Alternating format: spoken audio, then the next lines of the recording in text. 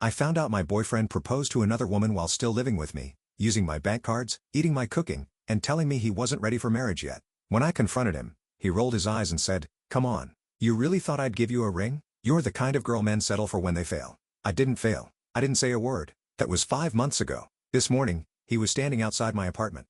3 years of my life down the drain and a financial mess to clean up, and honestly, I need to get this off my chest before I explode. I met Kenny during what should have been a boring day. I was taking the Amtrak to visit my sister in Chicago when our train hit something on the tracks. Not a full derailment, but enough to damage the undercarriage and strand us all in the middle of nowhere, Pennsylvania. They had to bus everyone to this tiny town to wait while they figured out the logistics.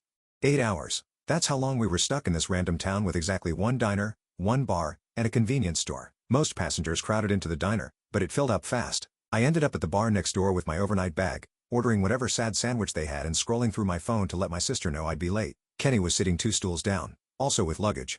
He made some joke about how the universe must really want us to appreciate small-town America. I laughed. He was cute, tall with this messy dark blonde hair and nice hands. I've always been a sucker for nice hands, IDKY. We got to talking, found out we were both heading to the same general area. He was interviewing for some position, said he was sick of the corporate grind and wanted to build something meaningful. I told him I worked in logistics, not glamorous, but stable. After a few hours of talking and a couple beers, we exchanged numbers. I didn't think much would come of it, TBH. But he texted the next day, and we met up for coffee when I got back from my sister's. That interview he was going to, he didn't get the job. But he had another one lined up, he said, and another after that. Always something big on the horizon. Always almost landing the perfect opportunity. I didn't mind at first. The job market sucks, and he was charming. 6 months in, his lease was ending. My place was bigger, closer to downtown. And honestly, I was already paying most of our date nights anyway since his funds were temporarily tight until he landed his next gig. When he suggested moving in together, it seemed logical. This is where things started shifting. The first month, he paid his share of rent on time. By month 2, he was a week late. By month 3, he had this whole story about how a check from a freelance project was delayed, but he'd definitely cover next month's rent plus what he owed. I didn't push it. I could handle the rent on my own. It was tight, but doable. And Kenny was home all day networking and building his portfolio. So at least the apartment was clean and dinner was usually ready when I got home. I told myself it was temporary. The excuses got more elaborate. The startup he was consulting for had accounting issues. A client was late paying an invoice. The project timeline got extended. Always something just beyond his control. Always with a solution just around the corner. Meanwhile, my bank account was getting thinner. I started taking on extra shifts, picked up some weekend inventory work. Kenny would give me these back rubs when I came home exhausted, tell me how amazing I was, how he'd make it up to me when his career took off. My friend, Jay, was the first to say something. We were grabbing coffee, and I mentioned skipping an upcoming concert because money was tight. She gave me this look and asked how long I was planning to bankroll Kenny's lifestyle. I got defensive, said we were a team, that relationships have ups and downs, that he'd do the same for me, but the comment stuck with me. I started paying more attention, noticed how often he used my Visa for small things without asking. How my grocery bill had doubled since he moved in, but my fridge seemed emptier. How he always had money for a new game or drinks with his friends, but never for bills. When I brought up marriage once, just casually after my cousin got engaged, he looked like I'd suggested we jump off a bridge, said he wasn't ready, that marriage was serious business, that we had a good thing going. Why rush? I didn't press it. I should have. Then things got weirdly better for about a month. Kenny started going out more, said he was meeting with potential clients, networking events, catching up with old contacts. He seemed energized, said things were finally coming together. I wanted to believe him. That Friday, my friend, M, texted me asking if we wanted to grab dinner with her and her boyfriend. Kenny had already told me he had a networking thing, so I agreed to meet them alone. I got to the restaurant early. M was acting strange, kept checking her phone, giving me these weird sympathetic looks. Finally, her boyfriend arrived and immediately started talking about some tech event he'd been to the night before, and then he said it. Asked if Kenny had enjoyed the open bar, mentioned seeing him there with his fiancée. I must have looked confused because they all got quiet. M took out her phone, started apologizing, saying she wasn't sure if she should show me or not, but she'd seen something on Instagram that morning that didn't make sense. She handed me her phone. It was some woman's profile I didn't recognize. A blonde named Daria. Her most recent post was from the night before. String lights, champagne glasses, and her hand with a diamond ring. Caption. I said, yes. Can't believe I get to marry my soulmate. I scrolled through her profile. Post of them going back at least a month. Captions about my man, and date night with the love of my life. In one, they were at the beach from 2 weekends before when Kenny had told me he was visiting his parents upstate. I excused myself from dinner, told M&R I'd call them later, went straight home and checked our shared credit card account on my phone, found charges for restaurants I'd never been to, a hotel downtown from 3 weeks ago, a jewelry store charge from last week, $2,800. That's when it hit me. He'd bought her ring with my money. I sat by the window in our apartment, scrolling through all the evidence until it got dark. Around 9, I heard his key in the lock. He came in, kicked off his shoes like it was any other night, went straight to the fridge, pulled out a beer that I'd paid for. I asked him where he'd been. Just networking, he said. Making connections. Things were looking up. Then I asked if he'd gotten engaged recently. You should have seen his face. First shock, then this weird smirk, like he was almost impressed I'd found out. When I asked if he'd proposed to that blonde girl from the photos, he just shrugged, said something like, "Look, can we not do this now? I don't owe you anything." I was shaking. You spent my money, lived with me, and proposed to someone else? I screamed it at him, loud enough that I'm sure the neighbors heard, and that's when he said it, the thing I can't get out of my head. He rolled his eyes, took a swig of beer, and said, "Come on, you really thought I'd give you a ring? You're the kind of girl men settle for when they fail." I didn't fail. I don't remember consciously deciding to hit him, but suddenly my fist connected with his chest. Hard. He stumbled back, spilling beer on his shirt. Before he could recover, I slapped him across the face, leaving a red mark on his cheek. I told him to get out, to pack his stuff and leave. He tried to argue, said I was overreacting. I grabbed his backpack from the hook by the door and started shoving whatever I could reach into it. His charger from the counter, some t-shirts from the clean laundry pile. Threw it at him and told him if he wasn't gone in 5 minutes, I'd call his new fiancée and tell her everything. That got him moving. He grabbed some essentials, mumbling about coming back for the rest later. I told him to coordinate with the landlord because I wouldn't be letting him in again. He slammed the door on his way out. I changed the locks the next day, put his remaining stuff in trash bags by the dumpster, blocked his number, his email, his social media, but the nightmare wasn't over. When I checked my accounts more carefully, I realized how bad the damage was. Over $1,700 charged to my cards in just the last 2 months. Subscriptions I never approved, restaurant tabs that would make you sick, and the ring. That fucking ring that wasn't even for me. I called the bank, but most charges were too old to dispute. They were made with a card he was authorized to use after all. I'd been so stupid. That was 3 months ago. What's happened since then is a whole other nightmare that I'll save for my next post. First update. First of all, thank you for all the comments and messages on my last post. I honestly didn't expect so many people to care about my train wreck of a life, but here we are. A lot of you asked what happened after I kicked Kenny out. So grab your popcorn because this is where everything really went to shit. The night after I threw Kenny out, I couldn't sleep. I kept checking the door even though I dead-bolted it. Around 3 in the morning, I got a string of texts from him that ranged from angry, "How dare I embarrass him by putting his stuff outside," to manipulative, "We need to talk about this like adults," to pathetic, "I have nowhere to go." I didn't respond to any of them. The next morning, I called in sick to work. I needed a day to process and figure out exactly how screwed I was financially. I made a cup of coffee and sat down with all my bank statements, credit card bills, and a notebook. What I found made me literally gag on my coffee. It wasn't just the $1,900 I'd initially noticed. Going back further, I found small withdrawals, random purchases, subscription services I didn't recognize. He'd been slowly bleeding me dry for months. The total damage was closer to $5,400. That's $5,400. On top of the rent I'd been covering. On top of the groceries. On top of the utilities. I called the credit card company again, this time armed with a detailed list. The customer service rep was sympathetic but firm. Most charges were too old to dispute, and Kenny had been an authorized user. The best they could do was remove him from the account and flag any pending charges. They suggested I file a police report if I wanted to pursue it further. I thought about it, genuinely considered it. But the idea of dragging this out, of having to see Kenny again in some courtroom, of having to prove he'd spent my money without permission, when technically I'd given him access, it was too much. I decided to just eat the loss and focus on getting my life back together. That afternoon, I called the locksmith to change the locks. It cost $170 I definitely couldn't afford, but the thought of Kenny coming back with his key was worse than the hit to my already maxed out card. While the locksmith worked, I gathered all of Kenny's remaining stuff and shoved it into garbage bags. His clothes, his stupid protein powder that had been taking up half my cabinet space. I texted him once, telling him his things would be by the dumpster for 24 hours, and after that, they were going to Goodwill. He showed up when I was dragging the last bag out. Perfect timing, as always. He looked like shit, unshaven. Wearing the same clothes from the night before. I wondered briefly where he'd slept, then reminded myself it wasn't my problem anymore. He tried to talk to me, saying there were things I didn't understand, that Daria wasn't what I thought, that he'd been planning to break it off with her. I just kept walking past him with the bags. When he grabbed my arm to stop me, I yanked away so hard I scraped my elbow on the brick wall. I told him if he touched me again, I'd call the cops. That shut him up, but I could feel him watching me as I went back inside. The locksmith finished 20 minutes later, handed me my new keys, and I finally felt like I could breathe in my own apartment again. The next week at work was a blur. I was exhausted, jumping every time my phone buzzed and making stupid mistakes that my supervisor kept pointing out.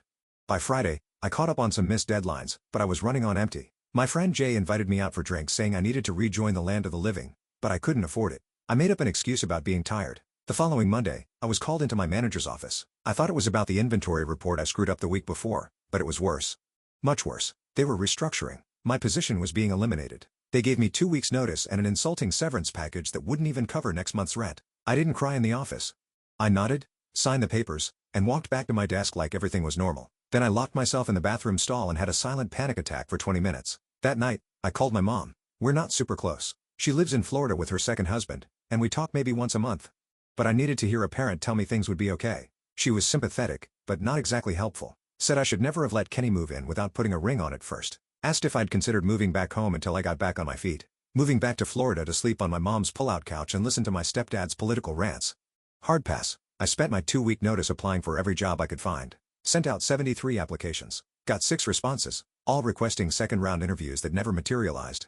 The rejection email started filling my inbox by the day I cleaned out my desk. The first week of unemployment, I still had a routine. Wake up, apply for jobs, make a cheap lunch, apply for more jobs, go for a walk to save on heating, make dinner, watch something on YouTube, sleep, repeat. By week 2, my bank account was down to 3 digits. I canceled Netflix, started taking shorter showers, ate ramen and eggs for most meals. I called the electric company to work out a payment plan, called my landlord and promised the rent would be a few days late. He wasn't happy, but said he'd wait until the 15th before charging a late fee. The 15th came and went. I sold my nice watch on eBay, sold some clothes on Poshmark, listed my TV on Facebook Marketplace, but got only lowball offers. Then my phone buzzed with a text from a number I didn't recognize. It was Kenny. He'd gotten a new phone or was using someone else's. Said he needed to talk to me, that Daria had found out about us and broken things off, that he was sorry and wanted to explain. I blocked that number too, but it rattled me. Not because I cared about his problems, but because it reminded me how spectacularly I failed at judging character. I'd let this man into my life, into my home, given him access to my finances, and he'd seen me as nothing more than a convenience, a backup plan, someone to use. By the end of the month, I was desperate. My landlord had started leaving voicemail messages about the rent. My electricity had been shut off for 48 hours before I scraped together enough to pay the minimum to get it turned back on. I'd eaten nothing but plain rice for 3 days straight because it was all I had left. I finally swallowed my pride and applied for temporary assistance. The process was humiliating. Filling out forms detailing every aspect of my financial life, waiting for hours in an overcrowded government office, being told I made too much at my previous job to qualify for immediate help. They gave me a list of food banks instead. The next day, I went to one, stood in line with my ID and proof of address, accepted a box of canned goods and nearly expired bread with a smile that felt like it might crack my face, carried it home on the bus feeling like everyone was staring at me even though nobody cared. That night, I got an email. It was from a small warehouse that needed temporary help during their busy season. The pay was less than half what I'd been making, but it was something. I replied immediately, had a phone interview the next morning, and started the following Monday. The work was physically brutal. 8 to 10 hours on my feet, lifting boxes, scanning inventory, working in either freezing cold or stifling heat depending on which section of the warehouse I was assigned to. My hands developed calluses, my back ached constantly, and I came home too tired to even think about applying for better jobs. But I made enough to pay part of the rent, still not all of it, but my landlord agreed to another extension as long as I paid the late fees. Then one evening, I came home to find an eviction notice taped to my door. Apparently, my partial payments weren't cutting it anymore. I had 30 days to pay in full or vacate the premises. I sat on my kitchen floor and just stared at the paper, too numb to even cry. That's when my neighbor knocked. She'd seen the notice and heard me come in, asked if I was okay. I wasn't obviously, but I lied and said I was fine. She hesitated, then asked if I was looking for a roommate. Her cousin, Rosalie, needed a place to stay for a few months while she saved up for her own apartment. If we split the rent 3 ways, it might work out for everyone. I'd never spoken more than 10 words to this neighbor before, but in that moment, she might as well have been an angel. I said yes immediately. Rosalie moved in 2 days later. She was quiet, paid her share up front in cash, and didn't ask questions about why I sometimes ate nothing but rice for dinner. We weren't friends exactly, but we coexisted peacefully in the increasingly depressing apartment. With Rosalie's contribution, I managed to pay off enough of the back rent to stop the eviction process. I was still drowning in credit card debt, still working a job that paid barely above minimum wage, still eating like a college student during finals week. But I wasn't homeless, and that counted for something. Then one day, about 3 months after I'd kicked Kenny out, I was rushing to catch the bus to work when I collided with someone on the sidewalk. I stumbled back, mumbling an apology without looking up. Then I heard my name. It was Kenny. Standing there like he'd been waiting for me. He was wearing a fast food uniform, the kind with the hideous polo shirt and visor. I tried to walk around him but he stepped in my way. Said he'd been trying to reach me, that he needed to talk to me, that he'd made a huge mistake. I noticed his phone was an ancient model, not the latest iPhone he'd always had before. Karma's a bitch, I guess. I told him I was late for work and pushed past him. He called after me saying he'd come back, that he'd make things right. I didn't look back, just ran for the bus and made it just as the doors were closing. That night, I couldn't sleep, not because I missed him or wanted him back, but because I was afraid he'd figured out where I lived, that he'd show up again. I wedged a chair under my bedroom doorknob even though I knew it was paranoid. The next morning, there was a letter in my mailbox. No stamp, just my name scrawled across the front. I recognized Kenny's handwriting immediately. I didn't open it, just tore it up and dropped the pieces into different trash cans on my way to the bus stop. But I knew he wouldn't give up that easily, and I was right. Second update. Thank you for all the supportive comments. Reading them during my bus rides to work has been one of the few bright spots lately. Some of you have asked for more details about what happened after Kenny started showing up again. So here goes nothing. After I tore up Kenny's letter, I thought maybe he'd get the hint. He didn't. For the next 2 weeks, I'd spot him randomly across the street from my apartment building, at the bus stop near work, once even at the laundromat where I'd started going because our building's machines were too expensive. He never approached me directly, just watched. Sometimes he'd wave or try to catch my eye. I'd pretend not to see him and walk faster. My temporary warehouse job turned into a nightmare pretty quickly. The managers kept extending shifts with zero notice, so I'd come in expecting to work 8 hours and end up staying for 12. My feet were constantly swollen and I developed this sharp pain in my lower back that never really went away. But I couldn't afford to quit, so I just took whatever ibuprofen I could find in the apartment and kept going. Rosalie noticed. One night, I came home and literally couldn't stand up straight. She was making some kind of soup and offered me a bowl. It was the first actual homemade food I'd had in weeks that wasn't plain rice or ramen. We sat at the kitchen table and for the first time, we actually talked. Turns out Rosalie had her own Kenny story. Different name, same bullshit. It was weirdly comforting, knowing I wasn't the only idiot who'd trusted the wrong person. We started having dinner together when our schedules aligned. Just whatever we could cobble together from our sad pantry and the discount section at the grocery store. But it helped. Then one morning in late November, I woke up feeling like someone had hit me with a truck. My throat was on fire, my head was pounding, and I could barely get out of bed. I called work, croaking through an explanation. My supervisor sighed heavily and reminded me that temp workers don't get sick days. If I didn't come in, I might not have a position when I felt better. I dragged myself to the bathroom, took my temperature with an ancient thermometer I found in the medicine cabinet, 103.5. That couldn't be right. I shook the thermometer and tried again, 103.8. I should have gone to urgent care. I know that now, but urgent care costs money and I had exactly $27 in my checking account to last until payday. So I took more ibuprofen, bundled up in every layer I owned, and somehow made it to the bus. I don't remember much about that day. I scanned boxes. I drank water from the fountain. I hid in the bathroom when the dizziness got too bad. Somehow, I made it to the end of my shift. I remember waiting for the bus home, shivering violently even though I was sweating through my clothes. Next thing I knew, I was on the ground. Someone was shaking me asking if I was okay. It was a teenage girl looking absolutely terrified. I'd apparently passed out at the bus stop. She helped me sit up, asked if she should call someone. I said no. I was fine, just tired. I wasn't fine at all. I made it onto the bus somehow, made it back to the apartment building, made it up the 3 flights of stairs by basically crawling, and then I collapsed on the living room floor, still in my coat and boots. That's where Rosalie found me when she got home from her evening shift. She later told me she thought I was dead at first. I was so pale and barely breathing. She managed to get me into bed, forced me to drink water, and put cold washcloths on my forehead all night. By morning, my fever had broken, but I felt like I'd been run over twice. Rosalie had already called my work, telling them I had pneumonia and wouldn't be in for at least 3 days. I tried to protest. We both knew I'd probably lose my job, but she shut me down immediately. Said no job was worth dying for, especially one that paid so little. She was right, but being right doesn't pay rent. I spent the next 2 days in bed drifting in and out of sleep, worrying about money every time I was conscious enough to worry about anything. On the 3rd day, my phone rang. It was the warehouse. I expected to be fired, but instead, the HR person was calling to check on my pneumonia and let me know about their short-term disability policy. Apparently, Rosalie had not only called in sick for me, but had also marched down to the warehouse in person, demanding to speak to someone about employee benefits.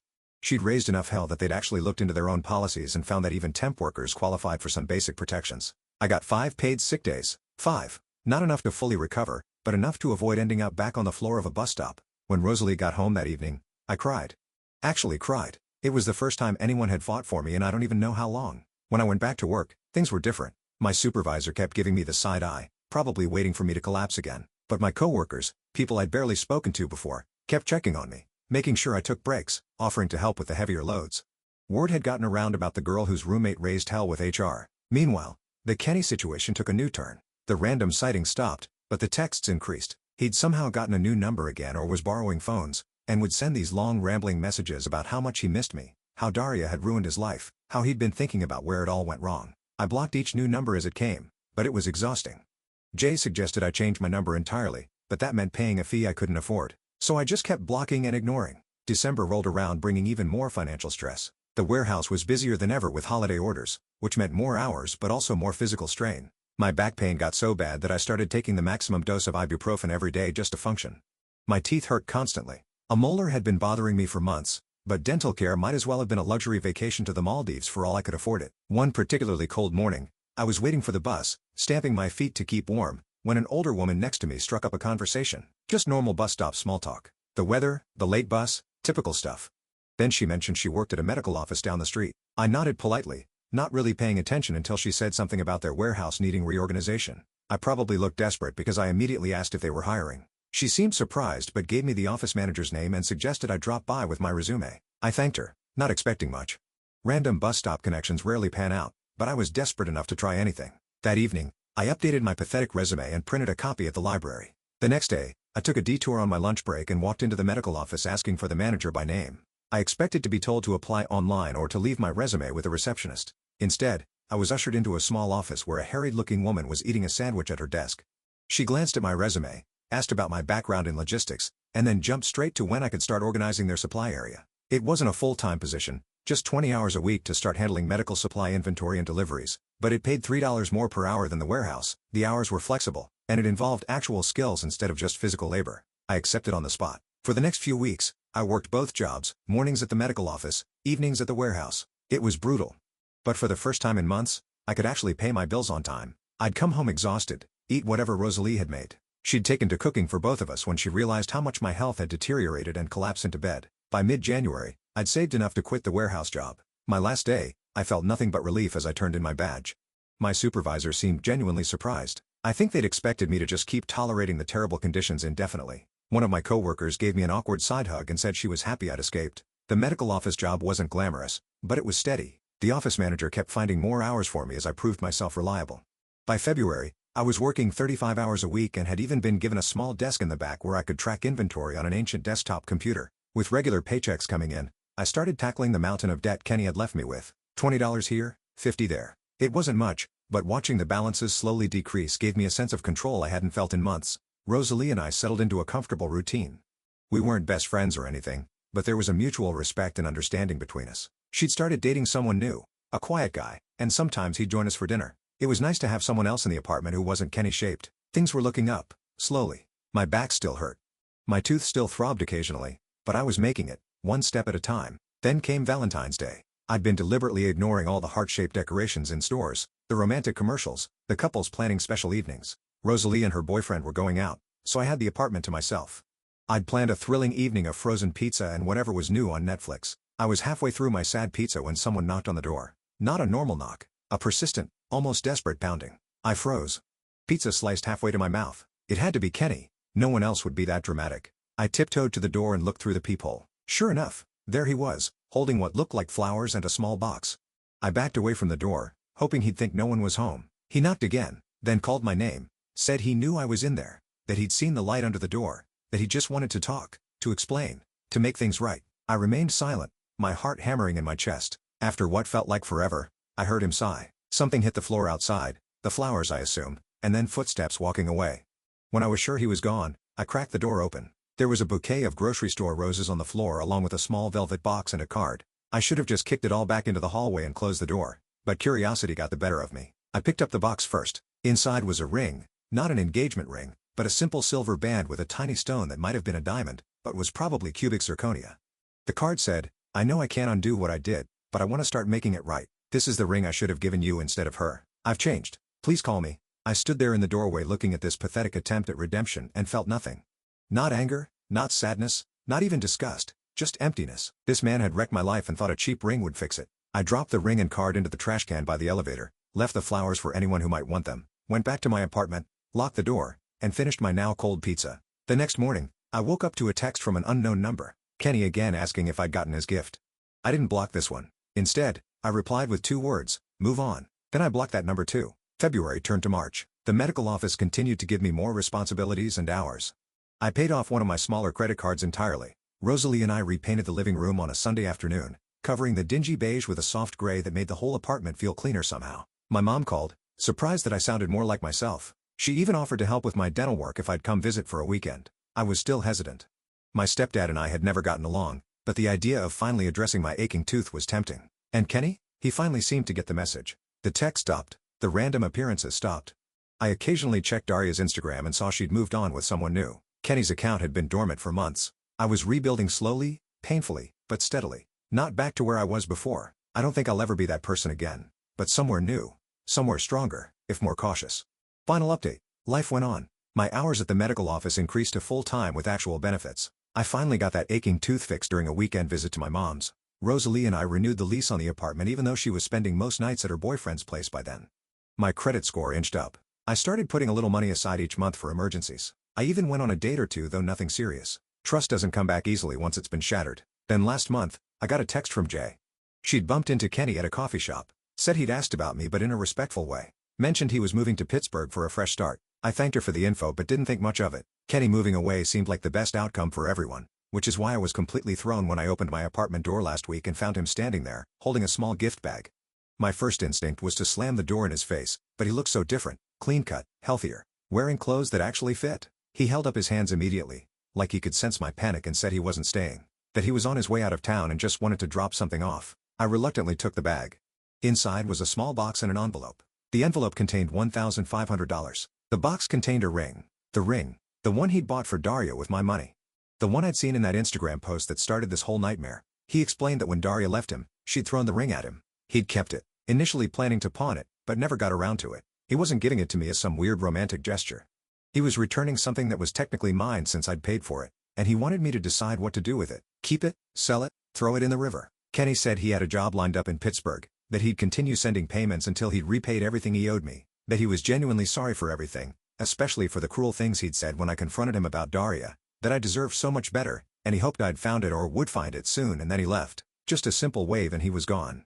I took the ring to a jeweler the next day. It wasn't worth nearly what Kenny had paid for it. The stone was smaller than it appeared in photos and the setting was mass-produced. I got just under $1,000 for it, which went straight into my savings account. So that's it. That's the end of the Kenny saga. I'm doing okay now. The medical office gave me a small raise last month. Rosalie did move in with her boyfriend, but I found a new roommate through a colleague, a quiet grad student who pays on time and doesn't steal my food from the fridge. My back still acts up sometimes on rainy days. A souvenir from my warehouse days. My credit score is still recovering. I still occasionally catch myself checking the locks twice before bed, but I'm building something new, something stable. I don't know if Kenny will actually stick with his new path. People can change, but it's rare and usually happens in small incremental ways rather than dramatic transformations. Maybe he'll follow through on repaying me. Maybe he won't. I've learned not to build my plans around other people's promises. Thank you all for the support through this mess. Your comments helped more than you know on days when I felt completely alone. I probably won't update again. This chapter is finally closed, but I'm grateful for the virtual shoulders to lean on when I needed them most.